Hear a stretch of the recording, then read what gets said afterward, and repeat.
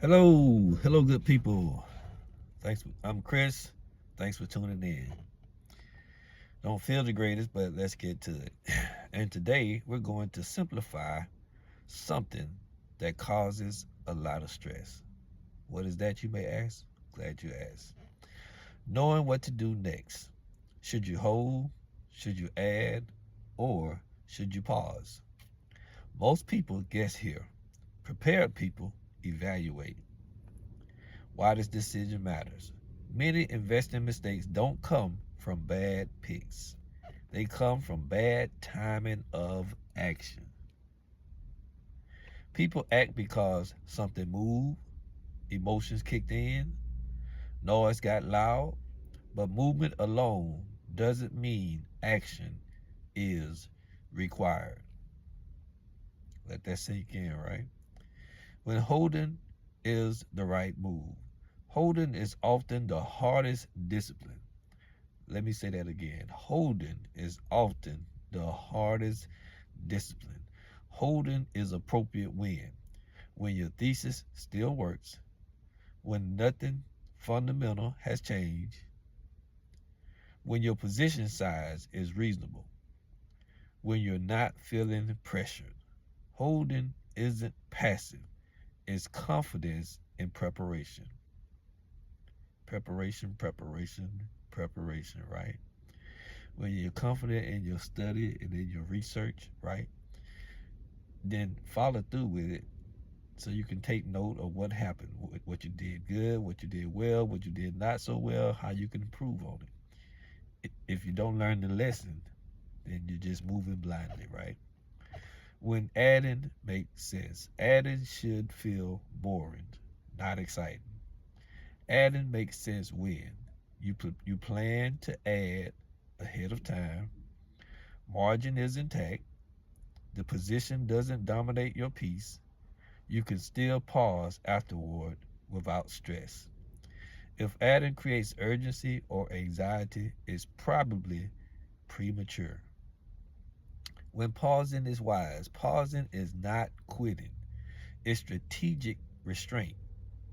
Pausing is wise when information is unclear, when emotions, excuse me, when emotions are elevated, when margin feels tight, when pressure is increasing. Pausing protects capital and clarity, and you always want to protect your capital, and it's always wise to have clarity. The simple filter. Before any decision, I can run through one filter. Does this action increase peace or pressure?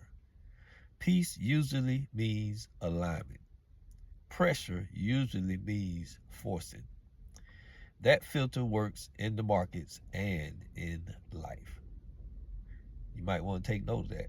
Works in the markets and it also works in life. Pressure versus peace. That's just in my opinion, right? Weekly stewardship check in. As part of my own discipline, what do? I continue to build steadily. You know that by heart by now, right? I hold when nothing has changed. I add when it fits my plan. And I pause when clarity is needed. That rhythm keeps me calm and consistent. Yes, I add when it fits my plan, and my plan is to add on a regular basis, consistently, continually, right? So when I do this weekly stewardship check-in, and I always start with, I'm continuing to build steadily, right? Well, what have I been saying since forever? The key to making money in the markets is doing it regularly, right? Consistently, whether you're doing it weekly, bi-weekly, or monthly, consistently. So that is why you always hear me say, I continue to build steadily, right? Um, I've always said you should always take a portion of your army of dollars, your earned income, and put a portion of it to work, right? Well, that's me building steadily. I'm always putting a portion of my income to work for me, right? And the theory, the goal is to put enough money to work to eventually the money I have in the market outworks my annual income. And I'm not bragging at all because I still have a long way to go. But my money outworks my annual income. And I think I do all right. I don't have a college degree, but I have a pretty decent job, right? I gave up my side hustle of rideshare, which was 52K a year, but including my regular income and my side hustle, which I gave up, and the little bit of limo work I do on the side, and my little VA portion I get, uh, I was outworking that in the markets off of years of putting a portion of my money to work. So I'm just saying, it is very possible, it is very doable, and it is very real.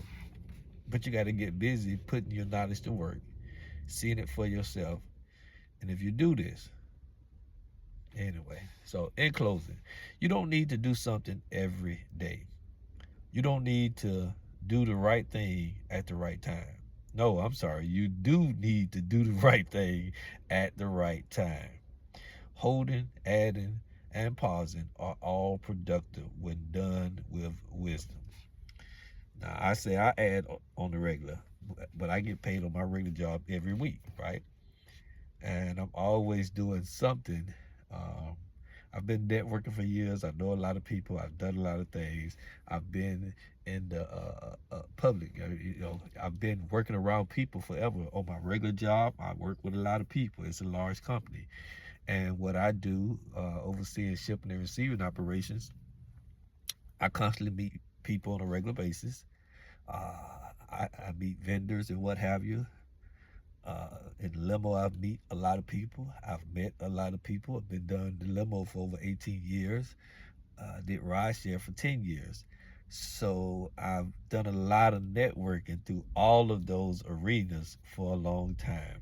And what am I saying? I'm saying I've met a lot of people in networking, and bit money making opportunities always come up. Whether it be um, a skill set that I may have, and they need something, so people will routinely call me or email me and offer me something to do to make a quick little change, and I'll go and do it as long as it fits my schedule and my skill set. And then I will invest a portion of that. For one, it's unexpected money, so it's easy to invest 50% of unexpected money. I didn't have a plan for those army dollars, so when I get them, I already know what my end goal is in life. I just turned 56, what that was, last Sunday or what have you, last Monday, the 19th. And I'm ready to, I want to control 100% of my time. I can't do that as long as I'm going to work on a job. I love my job. I love what I do. I love working with people. I love being productive. I love contributing, right, to the overall good of my company. But I love myself. I love my family, and I love being able to do things for my family. I've said it countless times. I have 6 kids. Between me and my wife, we have 6 children. They're all grown, right? We have 7 grandbabies now. The whole spectrum from 17 down to 1, right? And we have our 8th grandbaby on the way. And I love spending time with my children. I love spending time with my grandkids. I love spending time with my spouse. But that time requires having funds, right? So once I get to that magic number, then I will kiss everything goodbye. All of these, and I will control 100% of my time versus having to report to other people. So that's my end goal. I don't know what your end goal is, but that's my end goal. I want to do it like yesterday. But until my day come, all is well, right? I'm blessed. I cannot complain. So if this has helped bring clarity to your decision making, like, subscribe, and share it with someone, please. Stay calm, stay thoughtful, and walk in wisdom, my friend.